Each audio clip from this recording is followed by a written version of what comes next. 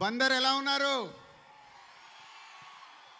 So ఈరోజు ఇక్కడ ఈ కార్యక్రమం ఇంత విజయం అవ్వటానికి, మీరందరూ ఇక్కడ అసెంబ్లీ అవ్వటానికి, మేమందరం ఇక్కడికి రావటానికి కారణం మన మంత్రివర్యులు కొల్లు రవీంద్ర గారు. వారికి ప్రత్యేక ధన్యవాదాలు.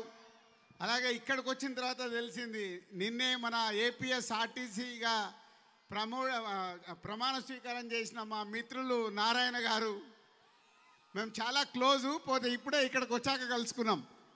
అలాగే మా టీం అందరూ ఇంత క్రౌడ్లో ఒక చిన్న సినిమాకి ఇంత క్రౌడ్ రావడానికి కారణం ఓన్లీ మంత్రివర్యులు.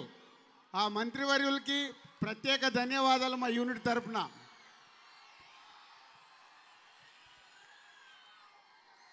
సో జనక అయితే గనక తండ్రిగిన అయితే తండ్రి అయితే ఏంటి అనేదే ఈ కథ.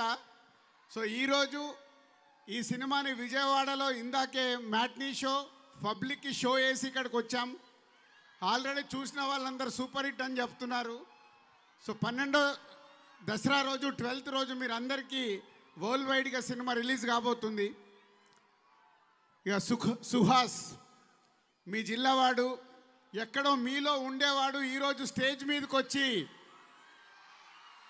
ఇంతింతై వటుడింతై అన్నట్టుగా చిన్న క్యారెక్టర్ల ద్వారా హీరోగా ఎదిగి ఈరోజు ఒక న్యాచురల్ పర్ఫార్మెన్స్ ఇస్తూ హీరోగా సక్సెస్ అవుతున్న సుహాస్.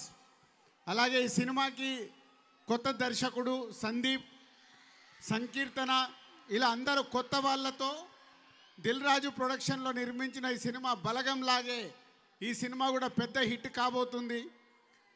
ఈ సినిమా థియేటర్కి వెళ్ళిన వాళ్ళు నవ్వుకొని బయటకు వస్తారు, అది మట్టుకు మేము ఖచ్చితంగా చెప్పగలుగుతాం. ఈ సినిమా నవ్వులే ఎక్కువ ఉంటాయి, 70% ఈ సినిమాలో నవ్వులు ఉంటాయి. నవ్వుతూ మీరు బయటకు వస్తారు. పండగ రోజు రిలీజ్ అవుతున్న ఈ సినిమాని తెలుగు ప్రేక్షకులు అందరూ చూసి ఆనందిస్తారని ఆశిస్తున్నాను. Thank you very much. Thank you Raju garu, thank you so much.